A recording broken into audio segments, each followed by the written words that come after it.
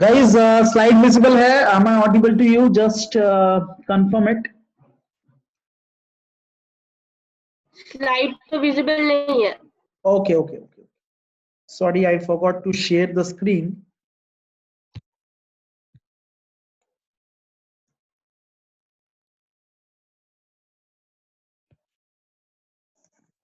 अभी now it's all right. हाँ चलो ठीक है. let's start. अभी ज्यादा टॉपिक बचा नहीं है, ठीक है. We need to understand paging and segmentation. All right. For today's class, we will understand what is paging and what is segmentation. So, what is paging? Paging is nothing but a process by which we can manage the memory. ठीक है, एक बड़ा सा CPU है मान लो, और उसमें ढेर सारे प्रोसेसेस स्टोर्ड है. तो इफ मेरे को जरूरत पड़ा कि मान लो जो थर्ड नंबर प्रोसेस है उसको लोकेट करना है, देन मैं क्या पूरे सीपीयू में ढूंढता रहूंगा? नहीं, right. Suppose you went to a new city and you need to find your friend's house. You have never been there before and you have to find his house. So in that case, what you will do, you need an address, right? You need an address, a proper address to directly go there and you can get the house. This is how we basically work. Just a second.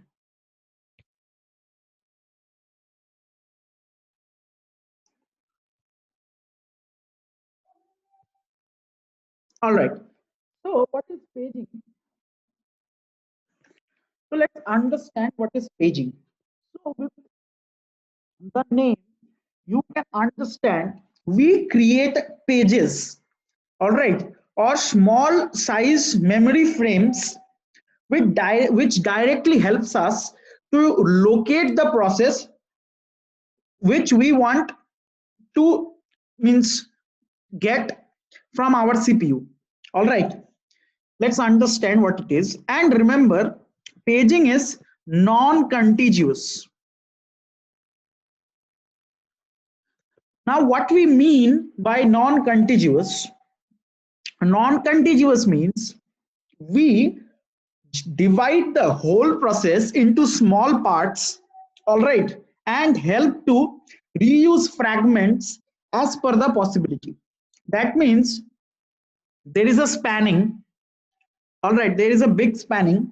We will divide this spanning into various possible smaller parts and we will reuse each fragment as properly as possible. All right, this is what we mean by non-contiguous. So let's understand how paging works. Suppose there is a page. All right, there are two pages. Here we will write the page number. All right, so first page is 0, second page is 1, and this is for a single process P1. This is the 0th byte, this is the first byte, this is the second byte, and this is the third byte. All right, this is how the basic structure of a page looks like for a single process, and these are the bytes.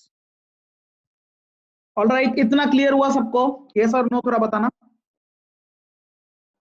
हाँ, तो आगे देखते, ठीक है. जो process है, we specify the size of the process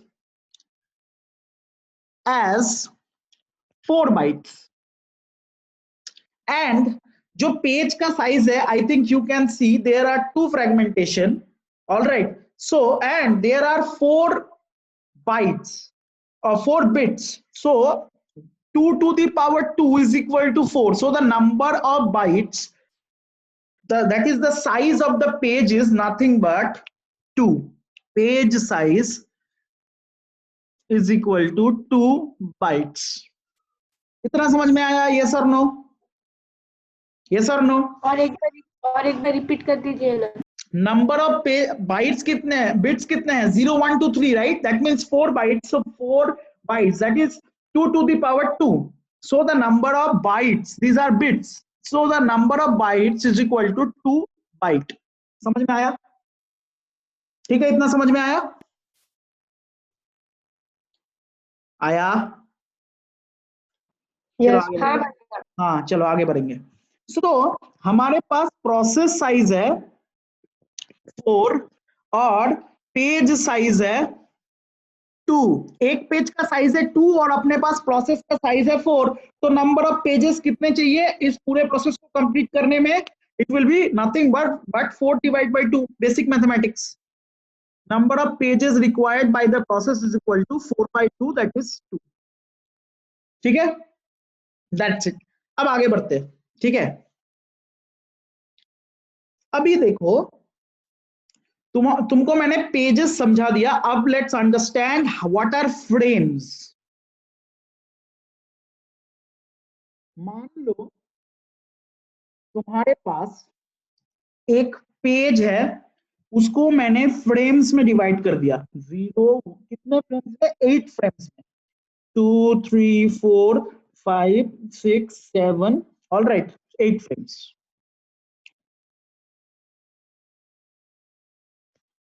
So now let's understand. Let's mark the bytes.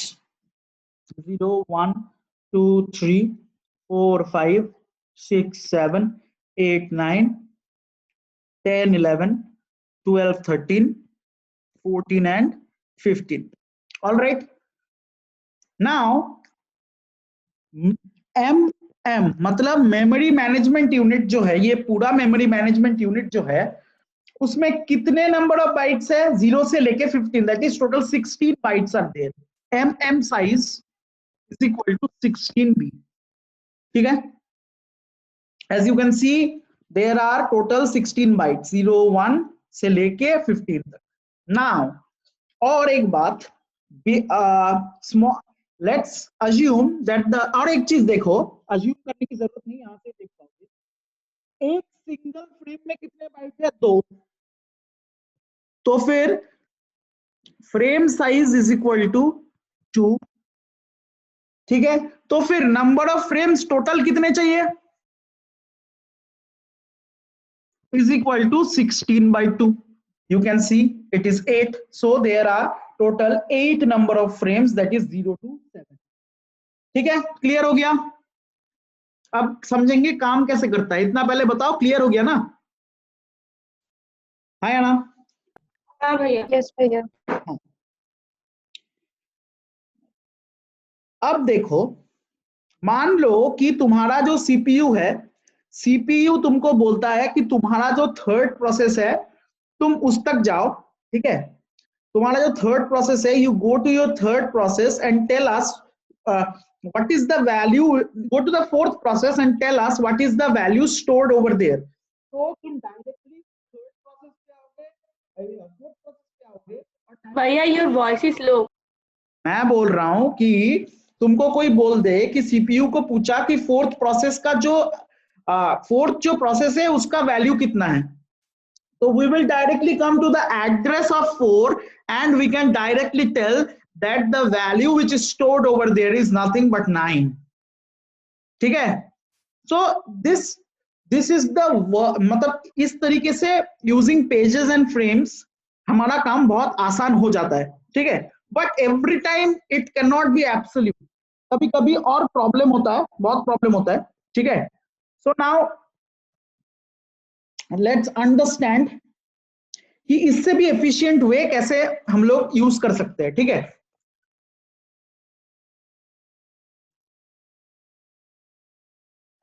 तो मान लो कि तुम्हारे पास एक पेज दिया हुआ है, page table of process P1 है, राइट?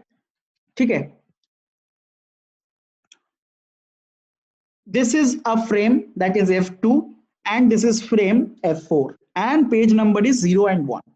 ठीक है, अब लॉजिकल एड्रेस कैसे निकाले, कैसे हम लोग, कैसे सीपीयू एड्रेस कैलकुलेट करता है? Let's understand. Calculating the logical address.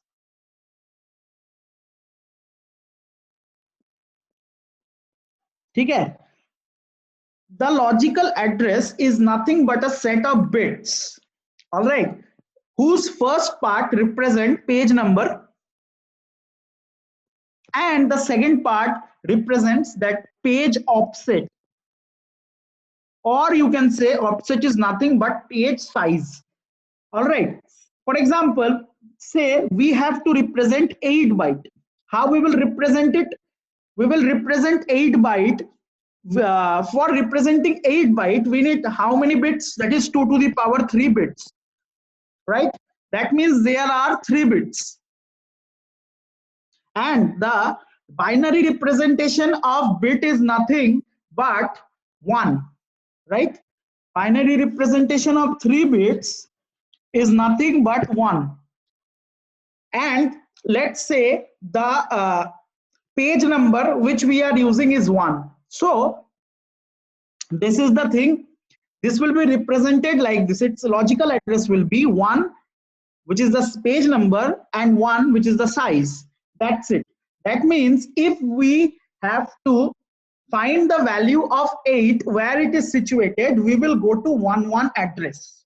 All right, 11 address, and this 3-bit is nothing but 8 bytes, and thus we get the address where the value of this has been stored. समझ में आ गया? Yes or no?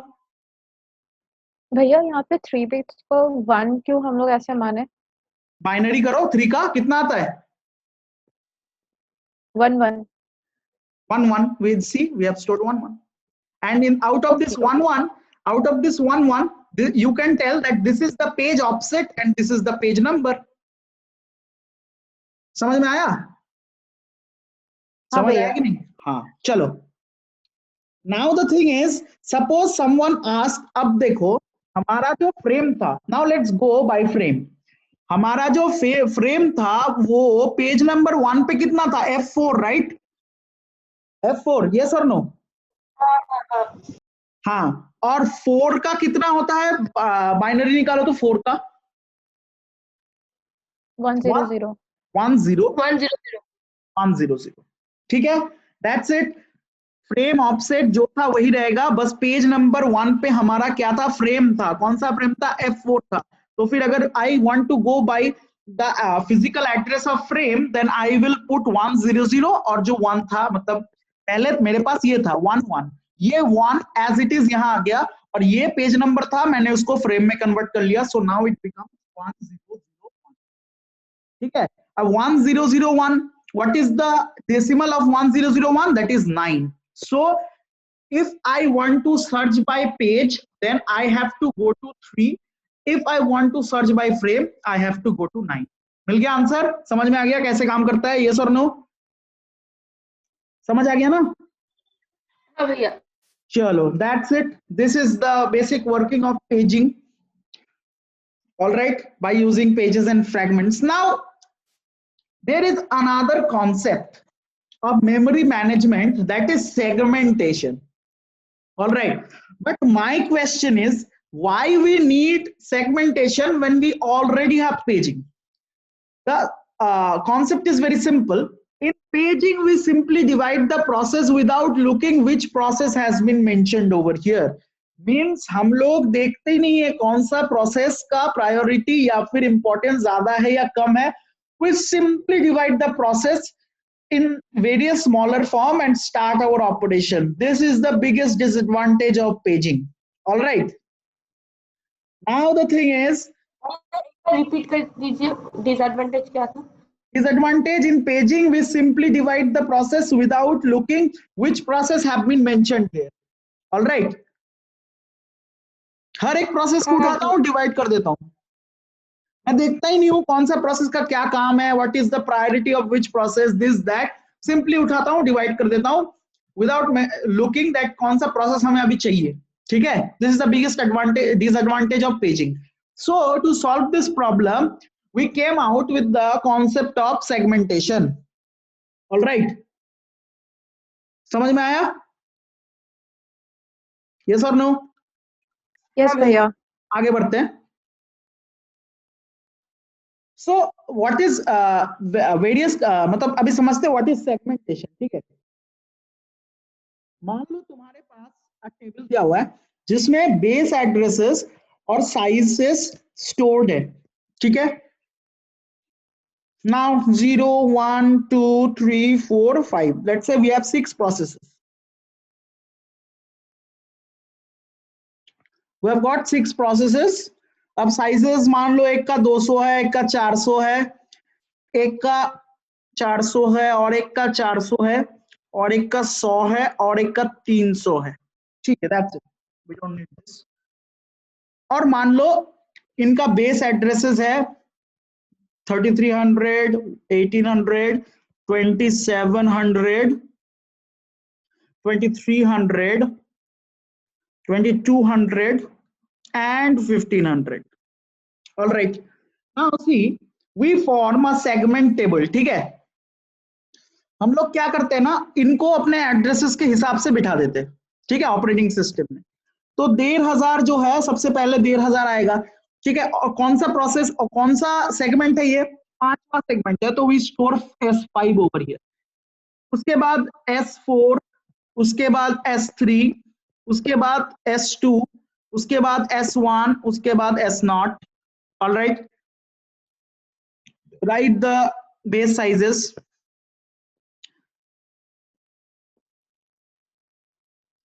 Sizes के हिसाब, मतलब base address के हिसाब से, छोटे से बड़ा ही ना होगा नंबर, उसके हिसाब से we are just arranging it, nothing else.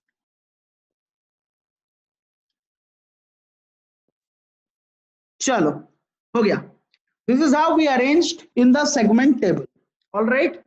Now this is the basic representation.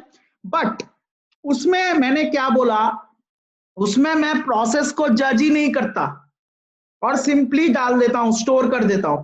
पर यहाँ पे we check which process has been mention. ठीक है, अगर वो मेरा कंडीशन सेटिस्फाई होता है तो ही मैं इसको आगे बढ़ाता हूं, उस प्रोसेस को लेके काम करता हूं. अगर वो मेरा प्रोसेस जो है वो मेरे अभी इस मोमेंट पे कोई काम का नहीं है, then we simply ignore that process. समझ में आया हाउ वी डू दैट? अब कैसे करते हैं वो समझेंगे. इतना समझ में आया? यस और नो? यस और नो? यस. हाँ, चलो अभी देखते हैं. ठीक है, लेट्स सी. मान लो we have got 200. All right, this is the logical address which we give to memory management unit, and it just give us the physical address where 200 is stored. So let's find the binary of 200. It will be 001 0001. ठीक है, basically ये आएगा 0001.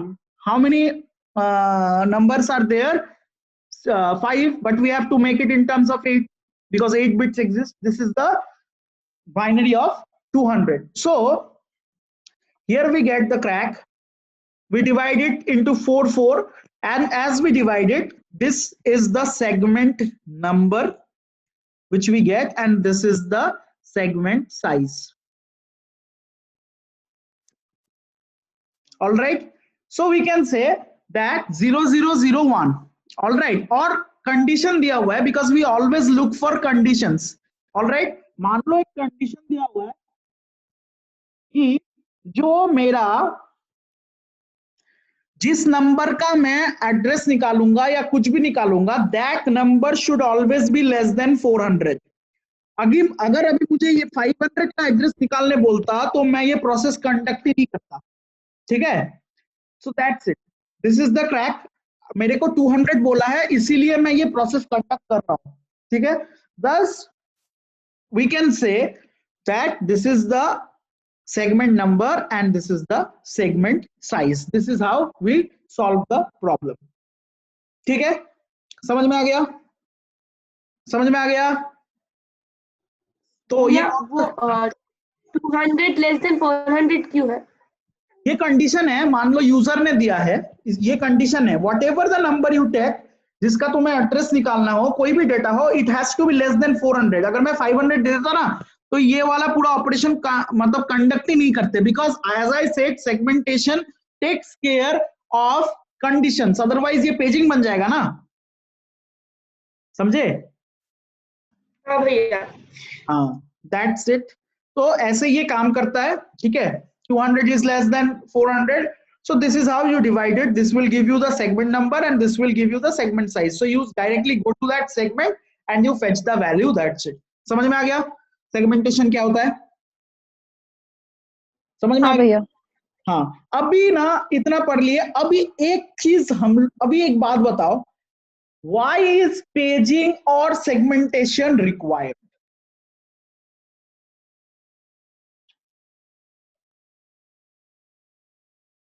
May be time complexity कम करने के लिए, like जल्दी। It has nothing to do with time complexity. Okay. बताना।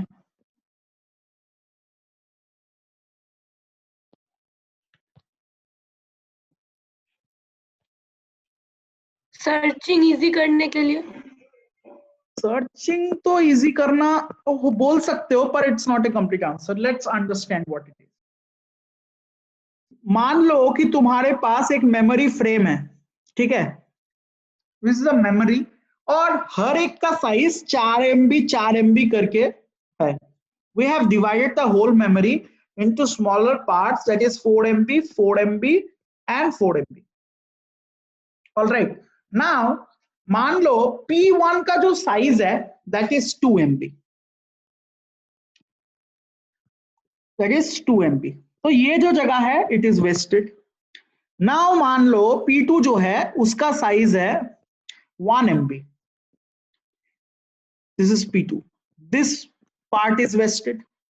Now there is P3 which is 3 MB, so 1 MB is vested. Like this, देखो क्या हो रहा है, we get a lot of memory wastage and since the whole, अभी last में मान लो कोई एक बड़ा प्रोसेस आया which is P5 और उसका रिक्वायरमेंट है 8 MB, ठीक है, और ये जो बचे कुछ एरियाज है मतलब मेमोरी के पार्ट उनको मिला के तुमको 8 MB मिल रहा है, ठीक है, बट तुम्हें तो मिल रहा है but you can not utilize them क्योंकि वो लोग अलग अलग ब्लॉक्स में अलग अलग पार्ट्स में है। तो unnecessarily P5 is not going to get the vacancy है, फिर भी उसको मिल नहीं पाएगा स्पेस।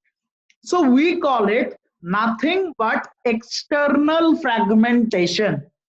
एंड अंदर जो ये छोटा छोटा मेमोरी ब्लॉक्स वेस्ट हो रहा है it is called internal fragmentation. And remember, because of internal fragmentation there exists external fragmentation. if there won't be any internal fragmentation, there won't exist any external fragmentation, ठीक है। So the aim